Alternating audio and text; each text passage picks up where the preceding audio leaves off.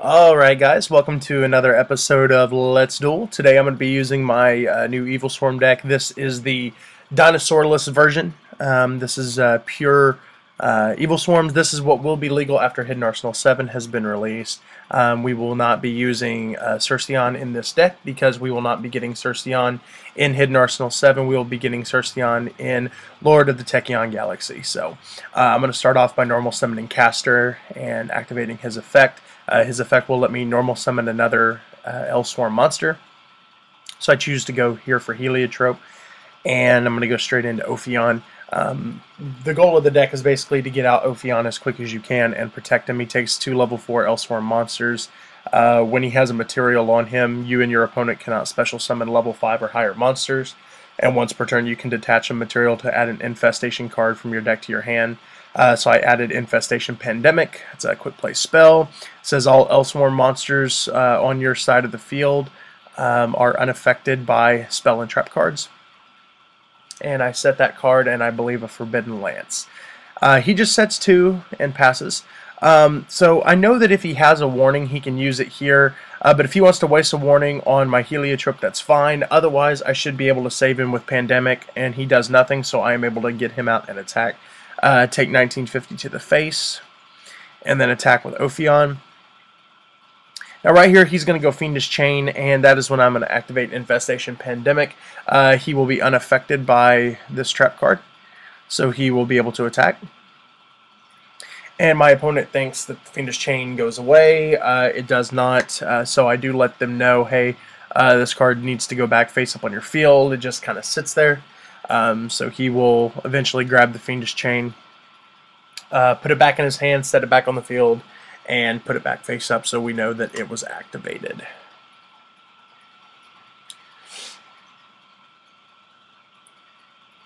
And once we get all that taken care of, the duel is pretty much wrapped up from here. There's not really going to be a lot they can do. I'm going to be able to activate Monster Reborn, getting back one of my my other Heliotrope, and I'm going to be able to go into another Ophion. And the reason I decided to do this is because I really want to protect my monsters out there, and I've got damage step stuff for Lance to protect my monsters if they get a monster out that can attack. But that would have to be a very high attack monster, and by removing that, I would be able to get a Pandemic and save my Ophions from spell and trap.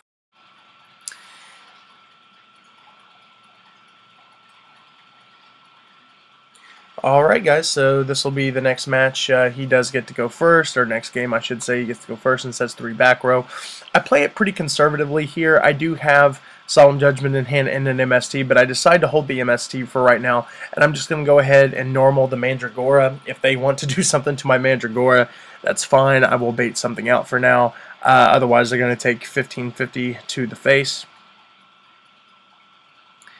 So I go ahead and decide to enter battle phase here. And before entering battle phase, he decides, I guess, he wants to activate Bottomless Trap Hole. Otherwise, I would have been a little bit of a rule shark with that since I had already entered battle phase because I gave him plenty of time. But since I decided to be nice, I'm going to go ahead and just activate Forbidden Dress, saving my Mandragora from being destroyed. He will lose 600 attack, but that's okay. It saves him from getting destroyed. And we did get to get a back row out of the way.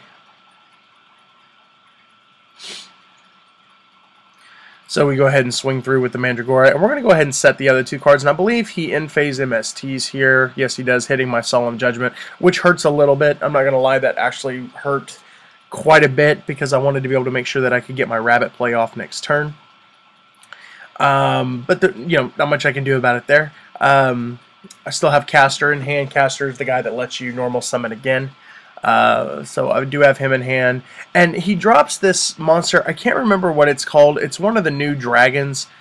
He can drop it on my side of the field. I guess it was by tributing one of my monsters. See if we can find the name. Volcanic Queen. I think it's one of the newer ones. I'm not sure. Maybe it's older. I'm sitting here trying to read it right now while while I was in the duel. So I'm trying to read it, hear what it says. And basically, I have to pay life points or something like that if I keep it on my field or whatever. So this turn, I do kind of try to think of ways to get rid of it, but in the end, it actually is going to turn out to be my opponent's downfall. and you'll see why. I'm going to go ahead and MST the back row, and I should have done that on the end phase of my last turn. I just did not think about it for whatever reason. He had Call of the Haunted set. Nothing really to get back there. So what I decided to do is go ahead and go with the Rescue Rabbit play for now. The reason why, it's going to let me get out 2 Heliotropes, which have 1950 attack. That's pretty hefty and pretty damaging for my opponent to have to get over. So if he had Effect Veiler here, I would have been a little bit, you know, in a bind. Caster versus Effect Veiler is fine because Caster still has 1750 attack. But luckily he did not have the Veiler, and I decided to go for the double Heliotrope. Now what we're going to do here is we're going to be able to turn the Volcanic Queen to attack mode and attack through with all 3 monsters, leaving him with, I want to say, 600 or 650 life points left. And he kind of gets ahead of me here. He just, you know, subtracts the monster stuff right away. He knows that he can't stop it, so he pretty much just subtracts it right away. I was hoping I was reading everything correctly on Volcanic Queen, because I hate when I misplay something just because I didn't know a ruling of a card. So I was just, you know, double checking to make sure. But now I'm like, okay, I've got game here, because now I can overlay my Heliotropes and go for Gugaga Cowboy and deal for 800 for the final. So that's going to be the end of that one. Scared me for a second, but once I remembered I could go for Cowboy for game, it was over from there. So we just have the next game coming up. And alright, we're on to the final game of this video. I opened up pretty decent, getting a Lure of Darkness in my hand, but my opponent did win the Rock, Paper, Scissors and gets to go first.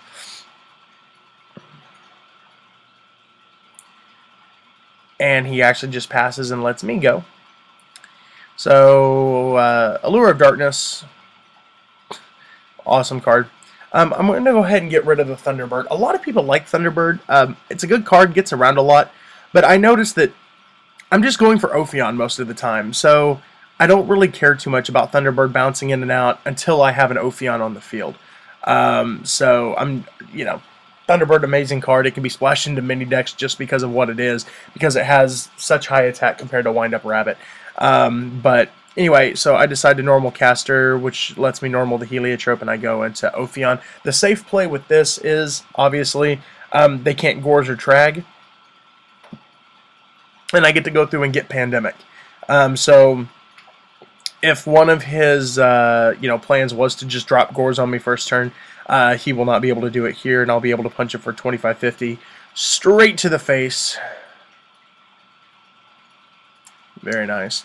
Main phase 2, I'm going to go ahead and set the Pandemic and set the Bottomless. That way I can get rid of problem cards as far as the monster removal, but if they try to spell and trap, you know, Dark Hole, anything like that, I do have the protection from Pandemic. And it looks like he's just going to set a monster, and so I go ahead and I Rhoda here for Caster, just so that I can get the Caster to my hand and thin the deck out a little bit. I already have one in hand, and I believe I already used one, but I don't want to draw the Caster when I can just Rhoda for it and then draw into something else, so I go ahead and replace there.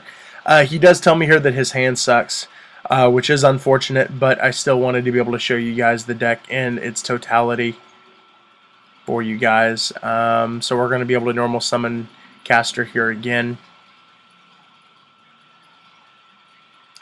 And we're going to normal summon the Mandragora. From here, we're just basically going to go ahead and attack over with the strongest monster just in case. And he set Honest, so obviously he did not have much to go on and defend with. And we're going to be able to take him down to 2150 there. And I think I decide to go into Papal Operative in case he sets a defensive monster, or I pass. Yeah, I believe I go into Papal Operative just so I have a backup in case he sets a monster. It seemed like the solid play. I could defend my Ophion with my Pandemic, and the fact that he still can't bring out a level 5 or higher monster, and I believe I had Bottomless, so I felt like I was pretty safe here. Plus, you know, he did tell me his hand sucked, so, you know, that was unfortunate for him. But he does go ahead and set 3 back row, which kind of scares me, and sets a monster, which is what I wanted him to do, and now I'm basically just going to blind MST and see what I can hit out of the way. No, I decide not to do that. I guess I go ahead and go for the Pat play. And I'm just going to go ahead and flip his monster face up. And honestly, there's not much they're going to be able to do if I attack with Ophion. Mirror Force could hurt. Obviously, it could hurt my Papal Operative, so I do go for the Duality, hoping that maybe I could get a Heavy Storm or another MST. And I end up revealing Pot of Avarice, Heliotrope, and the Compulse. I do add the Heliotrope to my hand. It would be nice to have another target for the caster, and I don't really have enough monsters to justify getting the pot. And from now, I'm basically just going to be able to overwhelm him to a point that he's not going to be able to come back, and it's pretty much going to be done from there. But anyway, guys, let me know what you think about this. Thumbs up the video, comment, rate, subscribe, follow me on Instagram, Twitter, and Facebook. Links in the description below. Thanks, guys. Bye.